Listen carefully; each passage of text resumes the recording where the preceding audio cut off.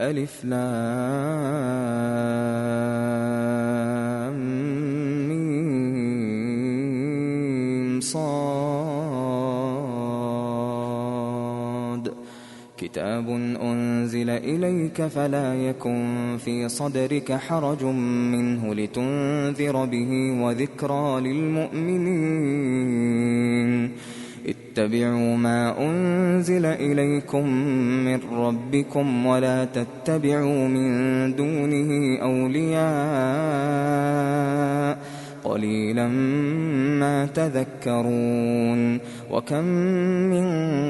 قرية أهلكناها فجاءها بأسنا بياتا أو هم قائلون. فما كان دعواهم إذ جاءهم بأسنا إلا أن قالوا إنا كنا ظالمين. فلنسألن الذين أرسل إليهم ولنسألن المرسلين فلنقصن عليهم بعلم وما كنا غائبين. والوزن يومئذ الحق فمن ثقلت موازينه فأولئك هم المفلحون. ومن خفت موازينه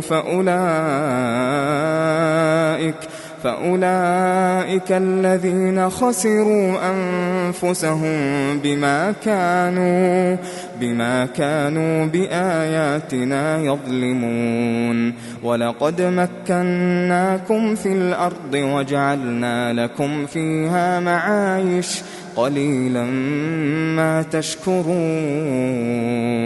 ولقد خلقناكم ثم صورناكم ثم قلنا للملائكة اسجدوا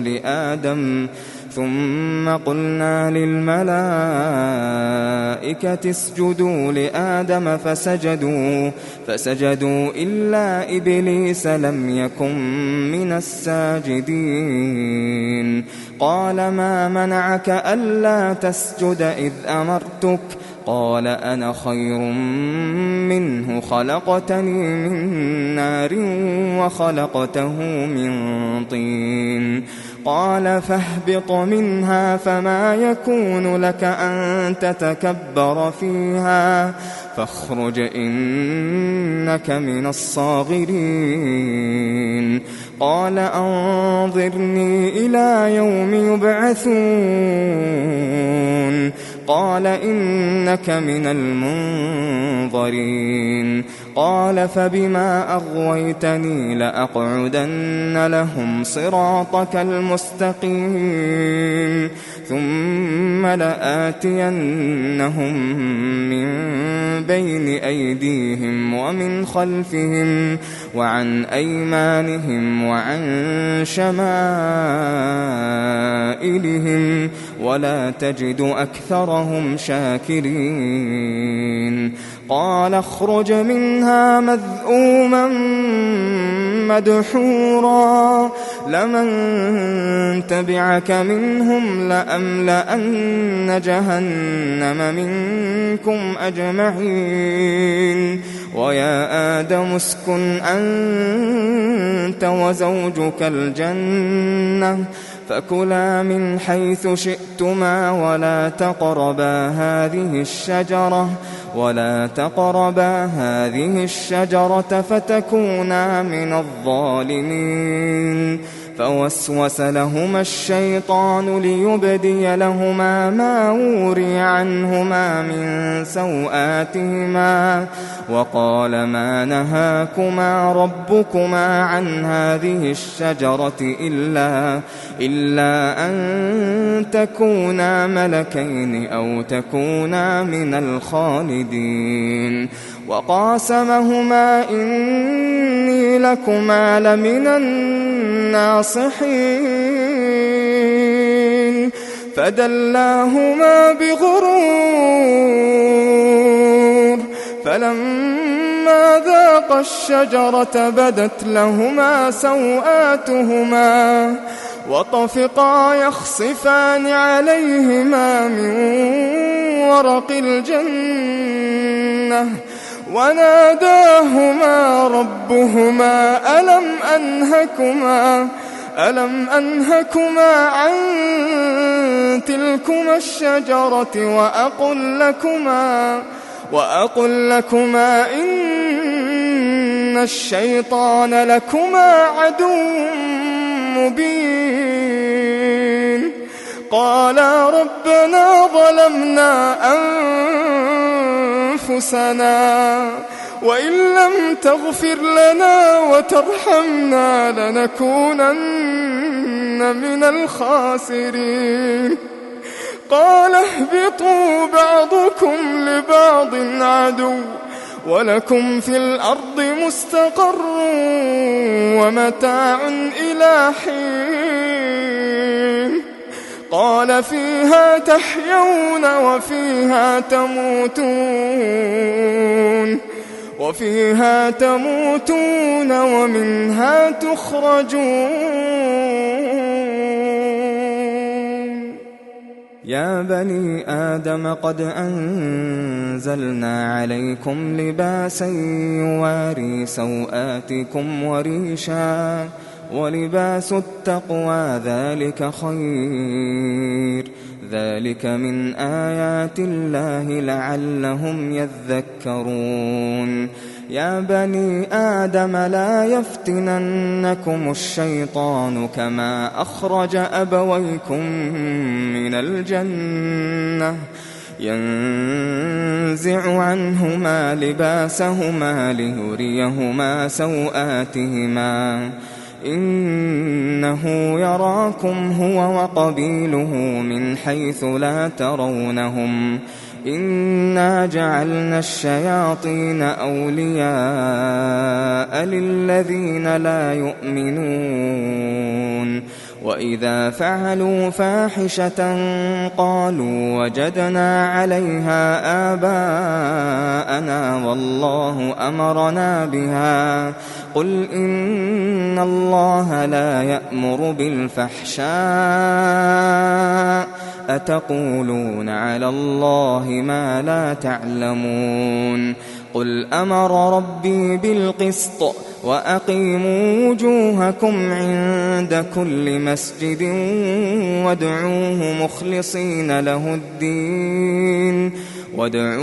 مخلصين له الدين كما بدأكم تعودون فريقا هدى وفريقا حق عليهم الضلالة إنهم اتخذوا الشياطين أولياء من دون الله ويحسبون أنهم مهتدون يا بني آدم خذوا زينتكم عند كل مسجد وكلوا واشربوا ولا تسرفوا إنه لا يحب المسرفين قل من حرم زينة الله التي أخرج لعباده والطيبات من الرزق قل هي للذين آمنوا في الحياة الدنيا خالصة يوم القيامة كذلك نفصل الآيات لقوم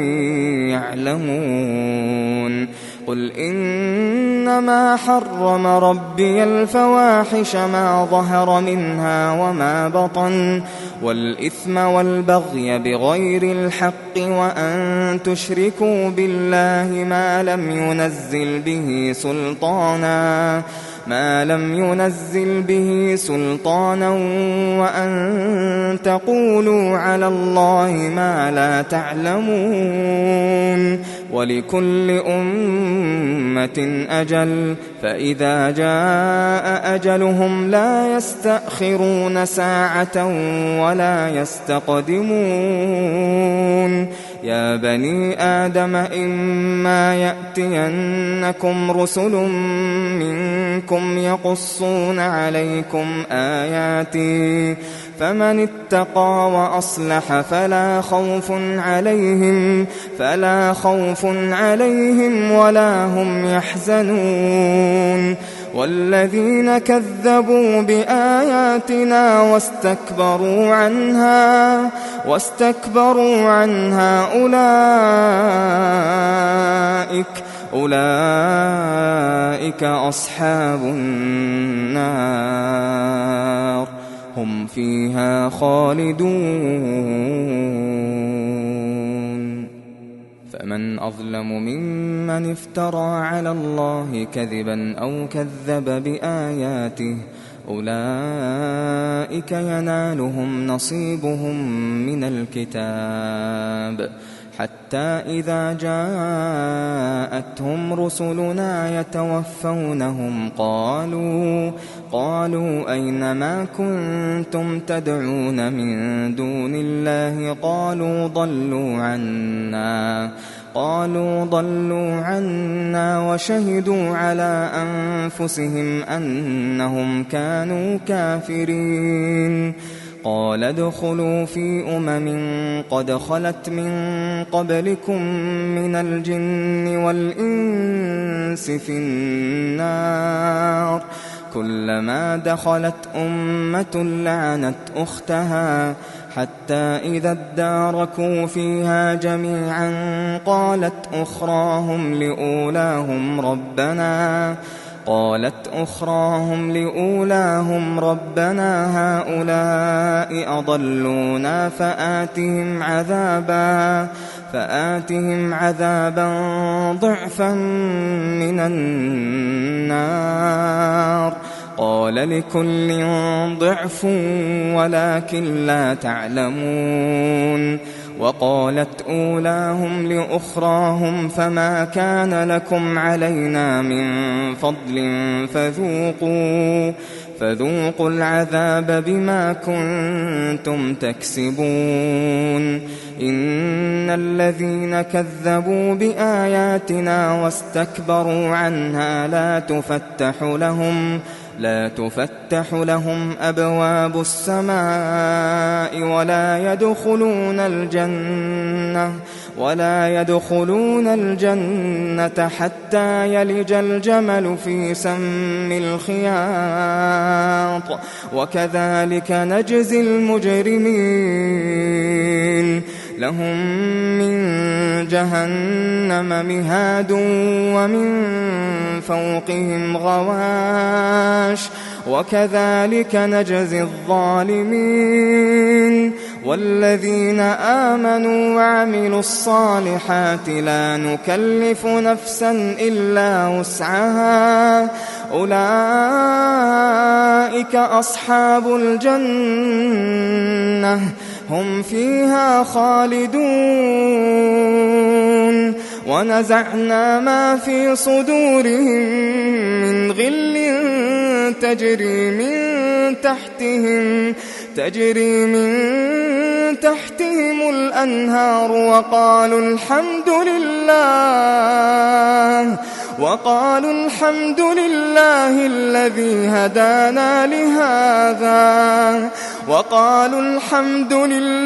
الذي هدانا لهذا وما كنا لنهتدي لولا أن هدانا الله لقد جاءت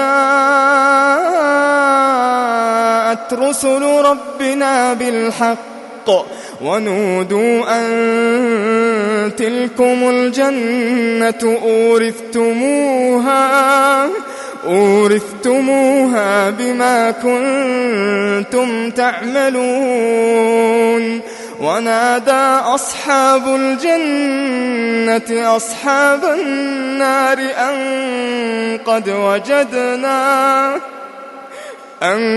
قد وجدنا ما وعدنا ربنا حقا فهل وجدتم ما وعد ربكم حقا؟ قالوا نعم. فأذن مؤذن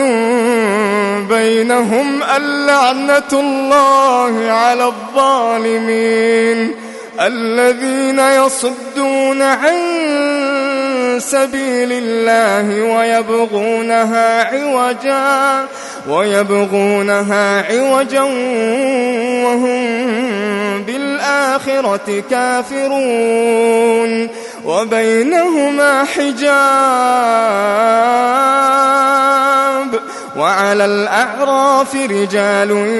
يعرفون كلا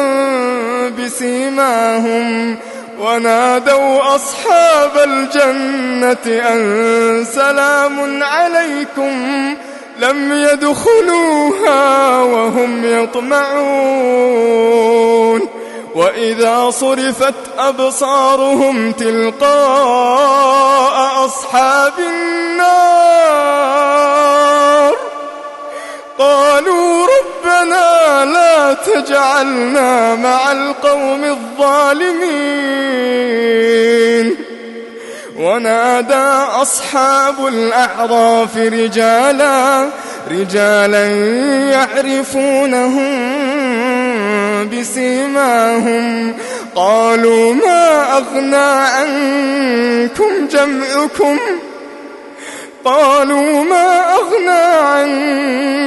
جمعكم وما كنتم تستكبرون أهؤلاء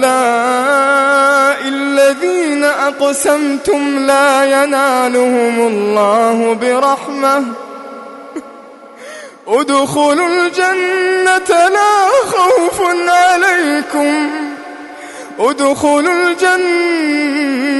لا خوف عليكم ولا أنتم تحزنون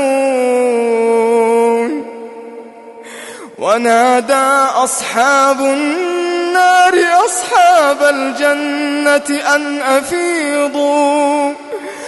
أفيضوا علينا من الماء ونادى أصحاب النار أصحاب الجنة أن أفيضوا علينا من الماء أو مما رزقكم الله قالوا إن الله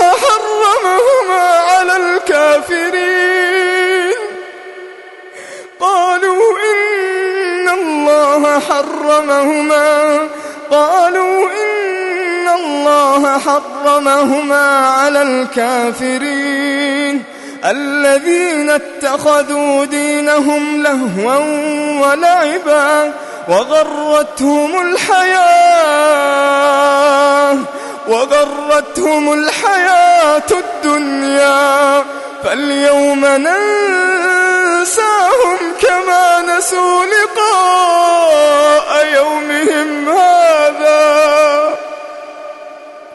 فاليوم ننساهم كما نسوا لقاء يومهم هذا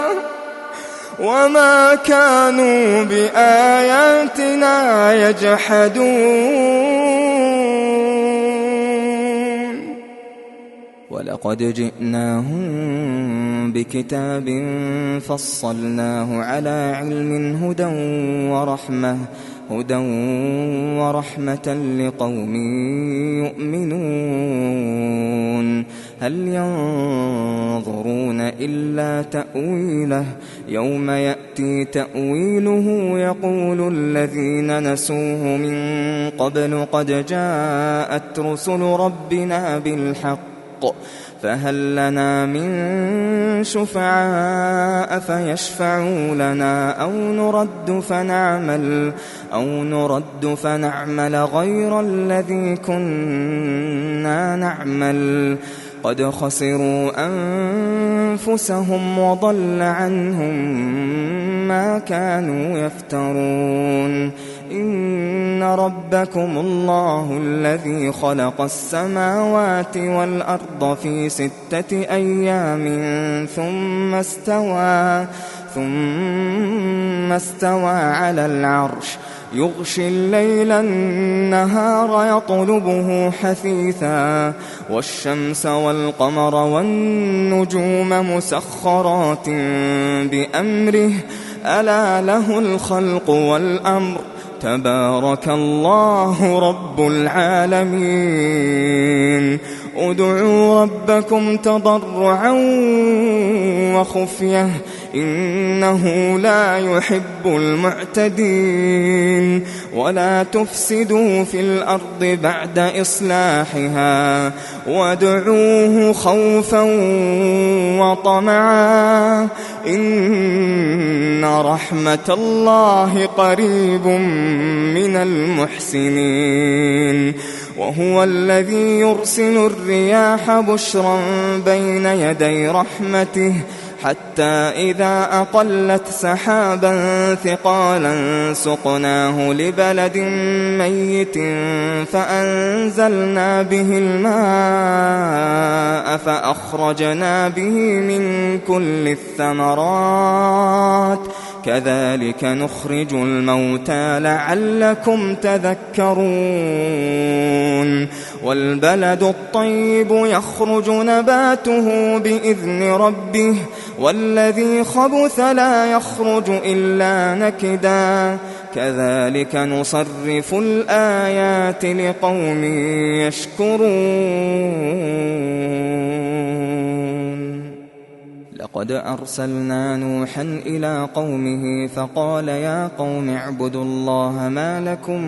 من إله غيره إني أخاف عليكم عذاب يوم عظيم قال الملأ من قومه إنا لنراك في ضلال مبين قال يا قوم ليس بي ضلالة ولكني رسول من رب العالمين أبلغكم رسالات ربي وأنصح لكم وأعلم من الله ما لا تعلمون أوعجبتم أن جاءكم ذكر من ربكم على رجل منكم لينذركم ولتتقوا ولعلكم ترحمون فكذبوه فأنجيناه والذين معه في الفلك وأغرقنا الذين كذبوا بآياتنا إنهم كانوا قوما عمين وإلى عاد أخاهم هودا قال يا قوم اعبدوا الله ما لكم من إله غيره أفلا تتقون قال الملأ الذين كفروا من قومه إنا لنراك في سفاهة وإنا لنظنك من الكاذبين قال يا قوم ليس بي سفاهة ولكني رسول من رب العالمين أبلغكم رسالات ربي وأنا لكم ناصح أمين أوعجبتم أن جاءكم ذكر من ربكم على رجل منكم لينذركم واذكروا إذ جعلكم خلفاء من بعد قوم نوح وزادكم في الخلق بسطة فاذكروا آلاء الله لعلكم تفلحون قالوا أجئتنا لنعبد الله وحده ونذر ما كان يعبد آباؤنا فأتنا بما تعدنا إن كنت من الصادقين قال قد وقع عليكم من ربكم رجس وغضب أتجادلونني في أسماء سميتموها أنتم وآباؤكم ما نزل الله بها من سلطان فانتظروا إني معكم من المنتظرين فأنجيناه والذين معه برحمة منا وقطعنا دابر الذين كذبوا بآياتنا وما كانوا مؤمنين. وإلى ثمود أخاهم صالحا قال يا قوم اعبدوا الله ما لكم من إله غيره قد جاءتكم بينة من ربكم هذه ناقة الله لكم آية فذروها تأكل في أرض الله ولا تمسوها بسوء فيأخذكم عذاب أليم. واذكروا إذ جعلكم خلفاء من بعد عاد وبوأكم في الأرض تتخذون من سهولها قصورا وتنحتون الجبال بيوتا فاذكروا آلاء الله ولا تعثوا في الأرض مفسدين.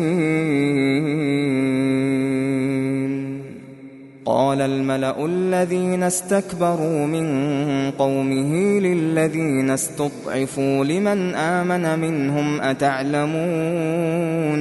أتعلمون أن صالحا مرسل من ربه قالوا إنا بما أرسل به مؤمنون. قال الذين استكبروا إنا بالذي آمنتم به كافرون. فعقروا الناقة وعتوا عن أمر ربهم وقالوا يا صالح ائتنا بما تعدنا إن كنت من المرسلين. فأخذتهم الرجفة فأصبحوا في دارهم جاثمين. فتولى عنهم وقال يا قوم لقد أبلغتكم رسالة ربي ونصحت لكم ولكن لا تحبون الناصحين. ولوطا إذ قال لقومه أتأتون الفاحشة ما سبقكم بها من أحد من العالمين. إنكم لتأتون الرجال شهوة من دون النساء بل أنتم قوم مسرفون. وما كان جواب قومه إلا أن قالوا أخرجوهم من قريتكم إنهم أناس يتطهرون. فأنجيناه وأهله إلا امرأته كانت من الغابرين. وأمطرنا عليهم مطرا فانظر كيف كان عاقبة المجرمين. وإلى مدين أخاهم شعيبا قال يا قوم اعبدوا الله ما لكم من إله غيره قد جاءتكم بينة من ربكم فأوفوا الكيل والميزان ولا تبخسوا الناس أشياءهم ولا تفسدوا في الأرض بعد إصلاحها ذلكم خير لكم إن كنتم مؤمنين. ولا تقعدوا بكل صراط توعدون وتصدون عن سبيل الله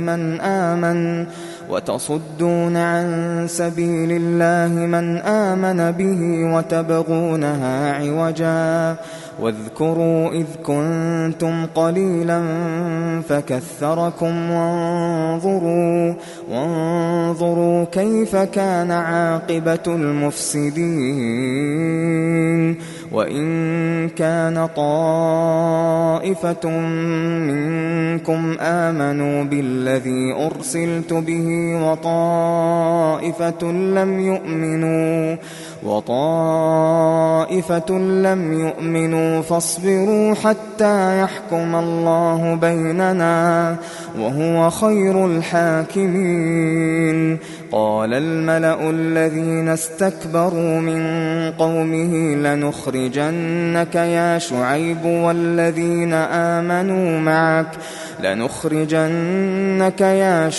والذين آمنوا معك من قريتنا أو لتعودن في ملتنا. قال أولو كنا كارهين قد افترينا على الله كذبا إن عدنا في ملتكم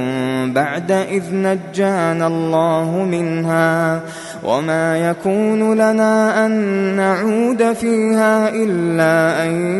يشاء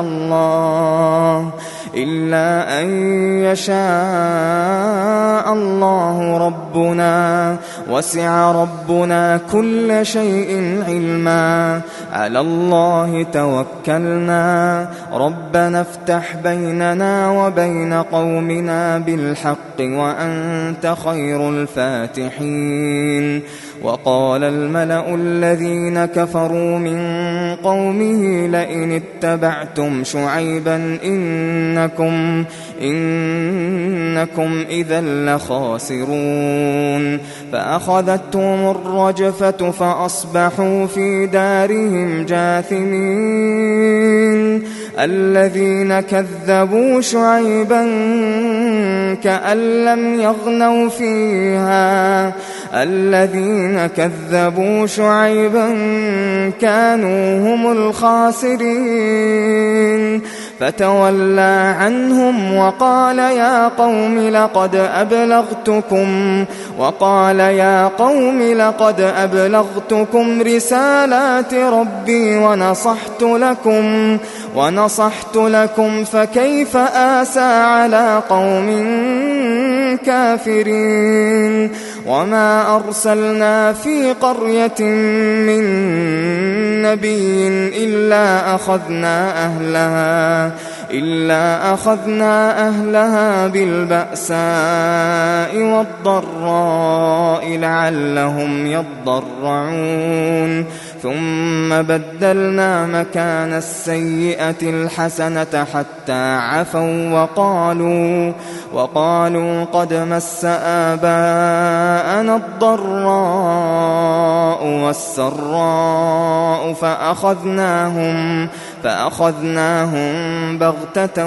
وهم لا يشعرون. ولو أن أهل القرى آمنوا واتقوا لفتحنا عليهم بركات من السماء والأرض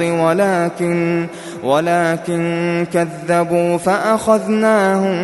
بما كانوا يكسبون. أفأمن أهل القرى أن يأتيهم بأسنا بياتا وهم نائمون. أوأمن أهل القرى أن يأتيهم بأسنا ضحى وهم يلعبون. أفأمنوا مكر الله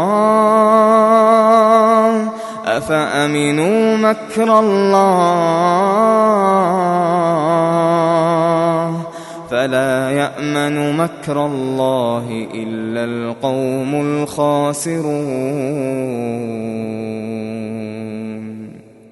أولم يهد للذين يرثون الأرض من بعد أهلها أن لو نشاء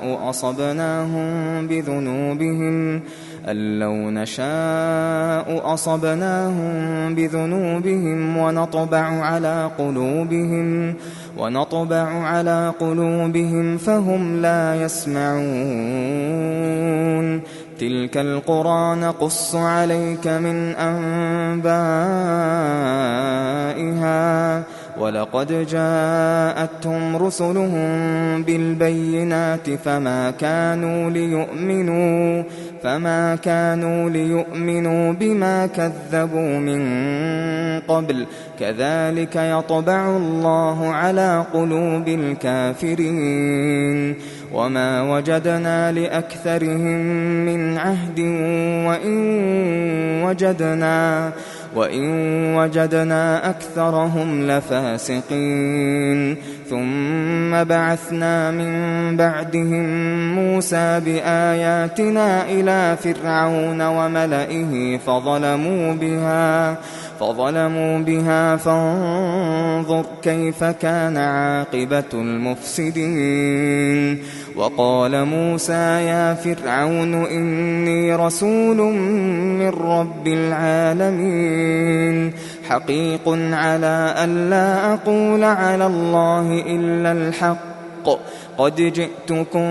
ببينة من ربكم فأرسل معي بني إسرائيل قال إن كنت جئت بآية فأت بها إن كنت من الصادقين فألقى عصاه فإذا هي ثعبان مبين ونزع يده فإذا هي بيضاء للناظرين قال الملأ من قوم فرعون إن هذا لساحر عليم يريد أن يخرجكم من أرضكم فماذا تأمرون قالوا أرجه وأخاه وأرسل في المدائن حاشرين يأتوك بكل ساحر عليم وجاء السحرة فرعون قالوا إن لنا لأجرا إن كنا نحن الغالبين قال نعم وإنكم لمن المقربين قالوا يا موسى إما أن تلقي وإما أن نكون نحن الملقين قال ألقوا فلما ألقوا سحروا أعين الناس واسترهبوهم وجاءوا بسحر عظيم وأوحينا إلى موسى أن ألق عصاك فإذا هي تلقف ما يأفكون فوقع الحق وبطل ما كانوا يعملون فغلبوا هنالك وانقلبوا صاغرين وألقي السحرة ساجدين قالوا آمنا برب العالمين رب موسى وهارون قال فرعون آمنتم به قبل أن آذن لكم إن هذا لمكر مكرتموه في المدينة لتخرجوا منها أهلها فسوف تعلمون لأقطعن أيديكم وأرجلكم من خلاف ثم لأصلبنكم أجمعين قالوا إنا إلى ربنا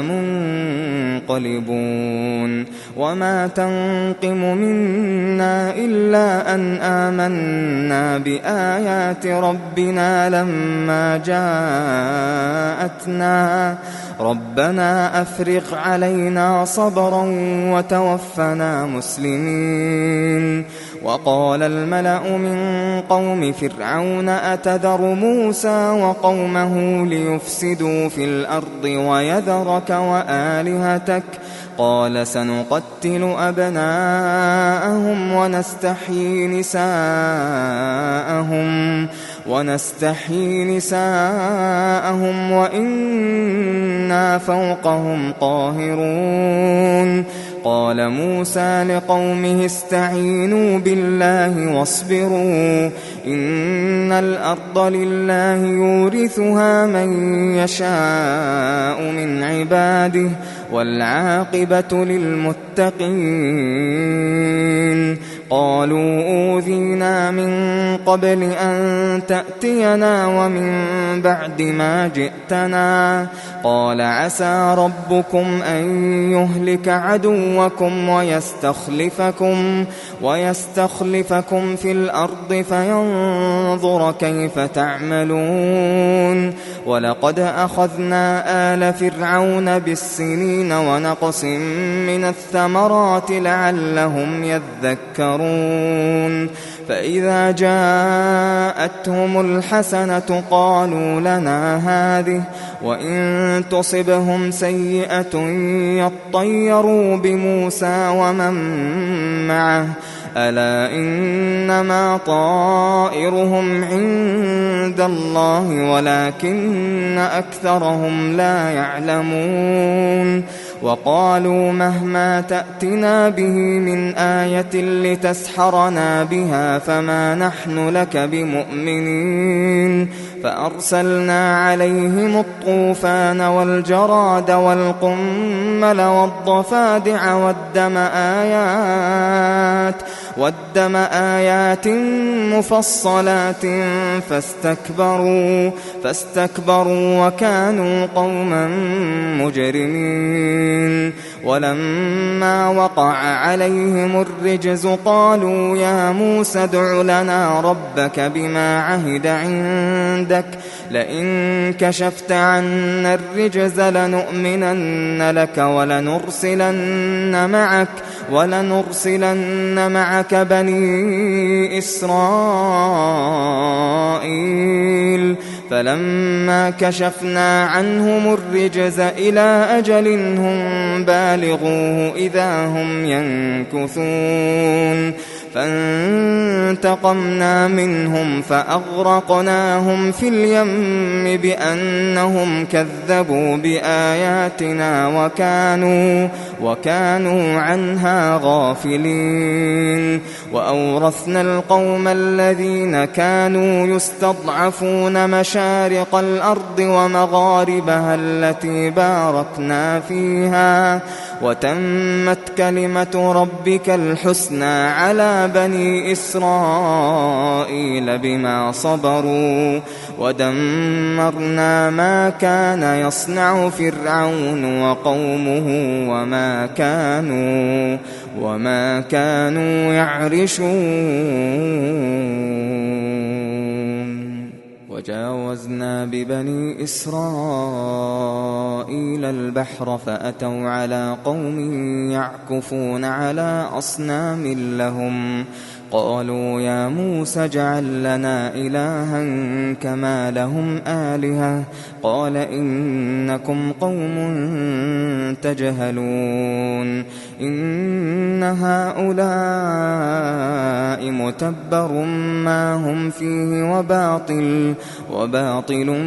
ما كانوا يعملون قال أغير الله أبغيكم إلها وهو فضلكم على العالمين وإذ أنجيناكم من آل فرعون يسومونكم سوء العذاب يقتلون أبناءكم ويستحيون نساءكم وفي ذلكم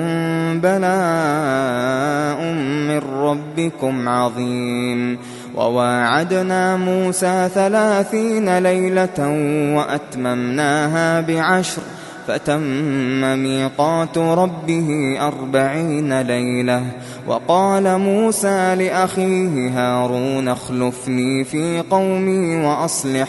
وأصلح ولا تتبع سبيل المفسدين ولما جاء موسى لميقاتنا وكلمه ربه قال رب أرني أنظر إليك قال لن تراني ولكن انظر إلى الجبل فإن استقر مكانه فسوف تراني فلما تجلى ربه للجبل جعله دكا وخر موسى صعقا فلما أفاق قال سبحانك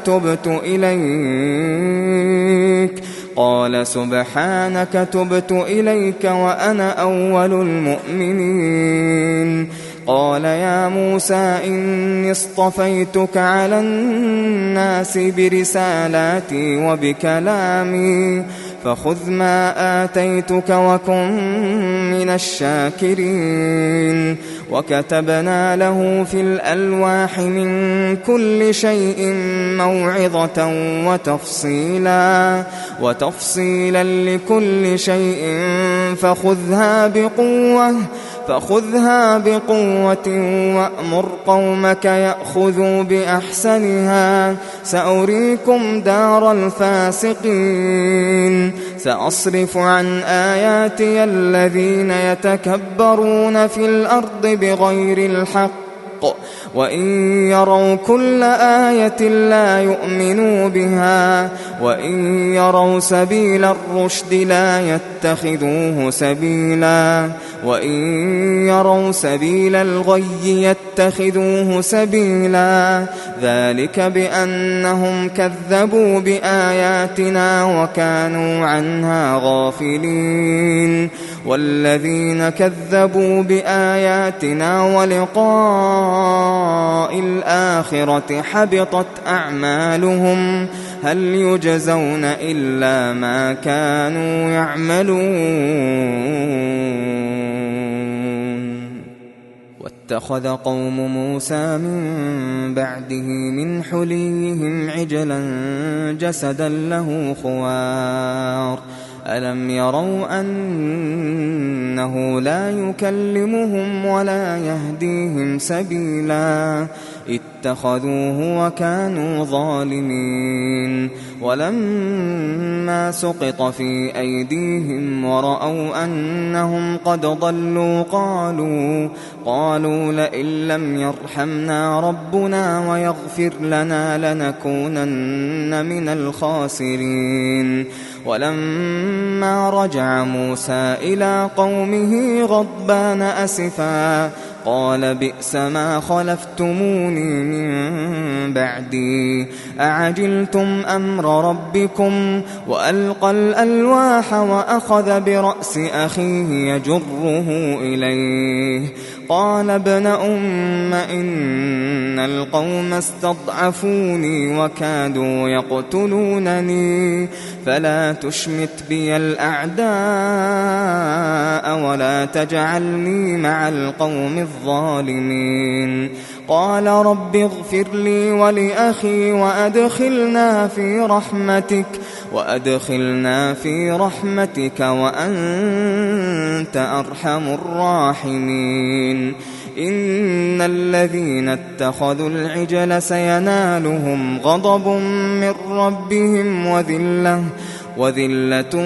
في الحياة الدنيا وكذلك نجزي المفترين والذين عملوا السيئات ثم تابوا من بعدها وآمنوا إن ربك من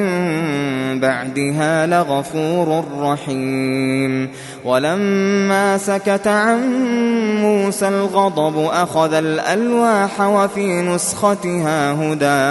وفي نسختها هدى ورحمة للذين هم لربهم يرهبون واختار موسى قومه 70 رجلا لميقاتنا فلما أخذتهم الرجفة قال رب لو شئت أهلكتهم من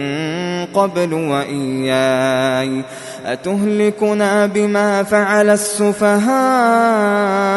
منا إن هي إلا فتنتك تضل بها من تشاء وتهدي من تشاء أنت ولينا فاغفر لنا وارحمنا أنت ولينا فاغفر لنا وارحمنا وأنت خير الغافرين واكتب لنا في هذه الدنيا حسنة وفي الآخرة إنا هدنا إليك قال عذابي أصيب به من أشاء ورحمتي وسعت كل شيء فسأكتبها للذين يتقون ويؤتون الزكاة والذين هم بآياتنا يؤمنون الذين يتبعون الرسول النبي الأمي الذي يجدونه مكتوبا عندهم في التوراة والإنجيل يأمرهم بالمعروف وينهاهم عن المنكر ويحل لهم الطيبات ويحرم عليهم الخبائث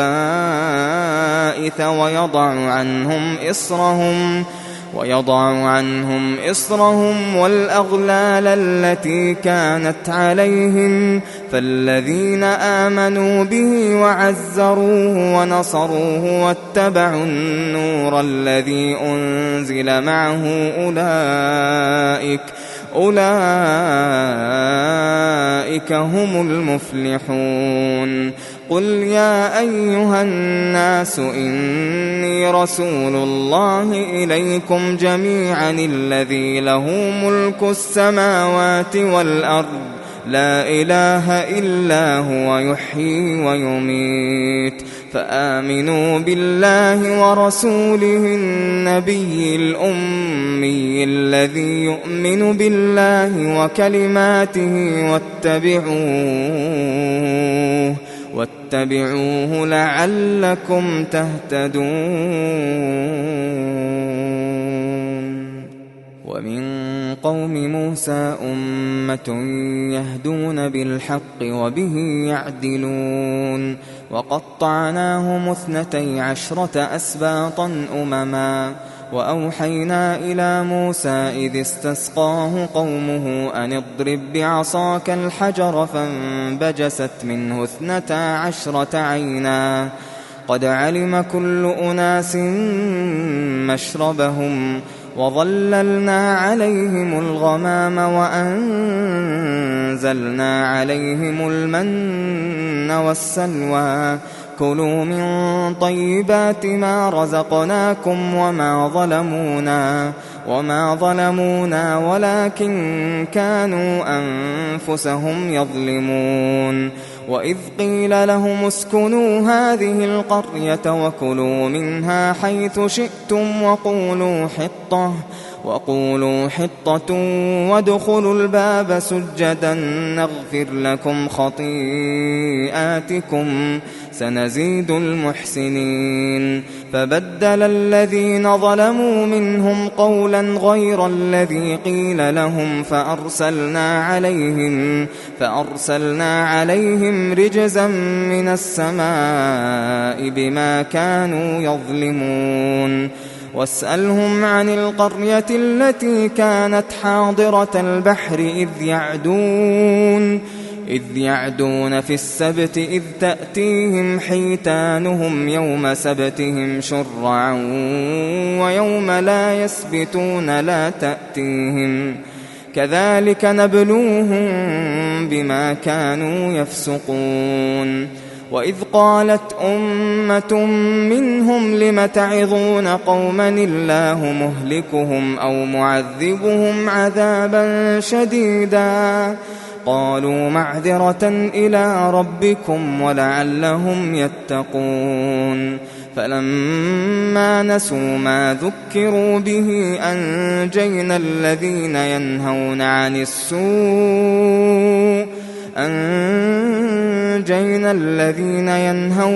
السوء وأخذنا الذين ظلموا وأخذنا الذين ظلموا بعذاب بئيس بما كانوا يفسقون فلما عتوا عما نهوا عنه قلنا لهم كونوا قردة خاسئين وإذ تأذن ربك ليبعثن عليهم إلى يوم القيامة من يسومهم سوء العذاب إن ربك لسريع العقاب وإنه لغفور رحيم وقطعناهم في الأرض أمما منهم الصالحون ومنهم دون ذلك وبلوناهم بالحسنات والسيئات لعلهم يرجعون فخلف من بعدهم خلف ورثوا الكتاب يأخذون عرض هذا الأدنى ويقولون سيغفر لنا وإن يأتهم عرض مثله يأخذوه ألم يؤخذ عليهم ميثاق الكتاب ألا يقولوا على الله إلا الحق ودرسوا ما فيه والدار الآخرة خير للذين يتقون أفلا تعقلون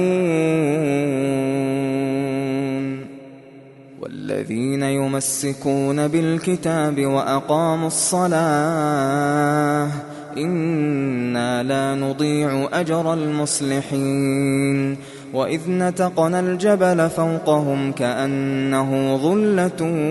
وظنوا أنه واقع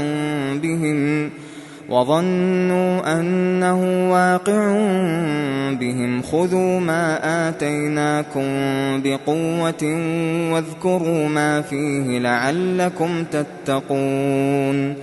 وإذ أخذ ربك من بني آدم من ظهورهم ذريتهم وأشهدهم على أنفسهم ألست بربكم قالوا بلى شهدنا أن تقولوا يوم القيامة إنا كنا عن هذا غافلين أو تقولوا إنما أشرك آباؤنا من قبل وكنا ذرية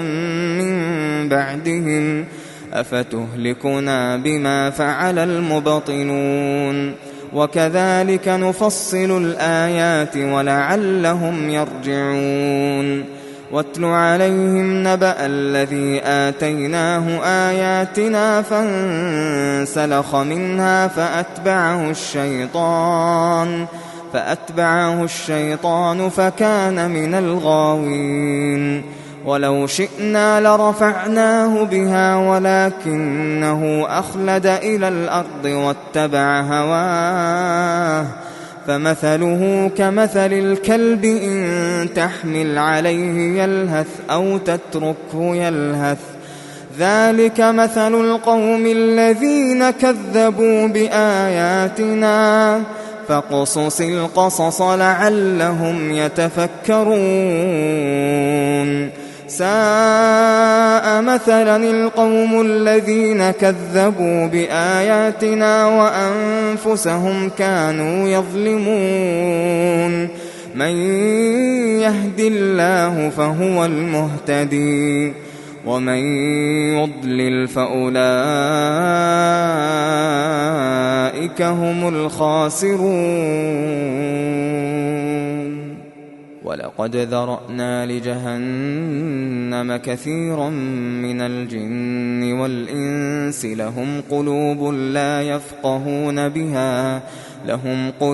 لا يفقهون بها ولهم أعين لا يبصرون بها ولهم آذان لا يسمعون بها أولئك كالأنعام بل هم أضل أولئك هم الغافلون ولله الأسماء الحسنى فادعوه بها وذروا الذين يلحدون في أسمائه سيجزون ما كانوا يعملون وممن خلقنا أمة يهدون بالحق وبه يعدلون والذين كذبوا بآياتنا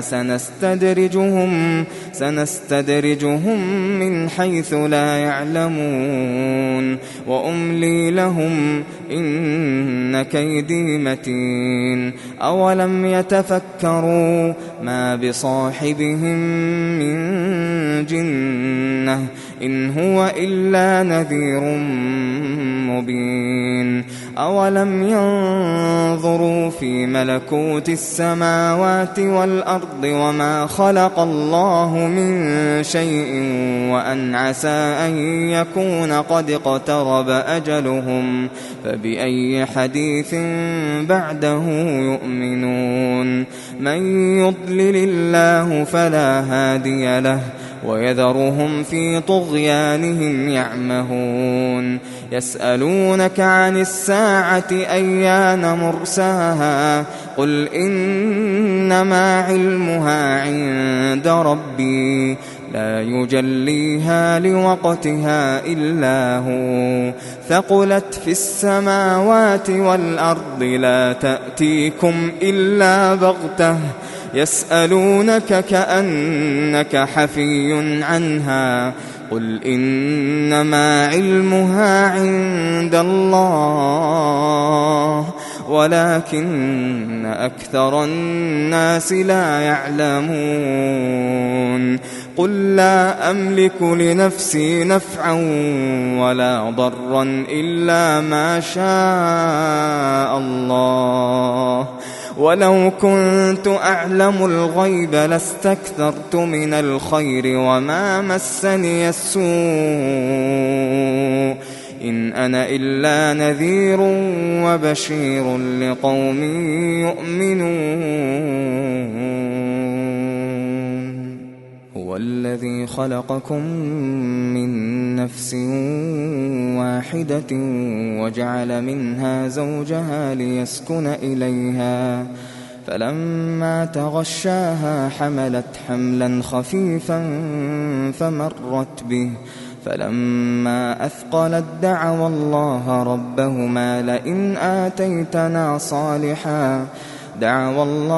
ربهما لئن آتيتنا صالحا لنكونن من الشاكرين فلما آتاهما صالحا جعلا له شركاء فيما آتاهما فتعالى الله عما يشركون أيشركون ما لا يخلق شيئا وهم يخلقون ولا يستطيعون لهم نصرا ولا أنفسهم ينصرون وإن تدعوهم إلى الهدى لا يتبعوكم سواء عليكم أدعوتموهم أم أنتم صامتون إن الذين تدعون من دون الله عباد أمثالكم فادعوهم فليستجيبوا لكم إن كنتم صادقين ألهم أرجل يمشون بها أم لهم أيدي يبطشون بها أم لهم أعين يبصرون بها أم لهم آذان يسمعون بها قل ادعوا شركاءكم ثم كيدون فلا تنظرون إن وليي الله الذي نزل الكتاب وهو يتولى الصالحين والذين تدعون من دونه لا يستطيعون نصركم ولا أنفسهم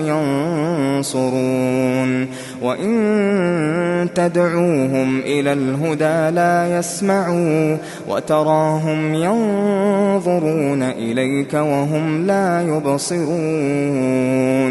خذ العفو وأمر بالعرف وأعرض عن الجاهلين وإما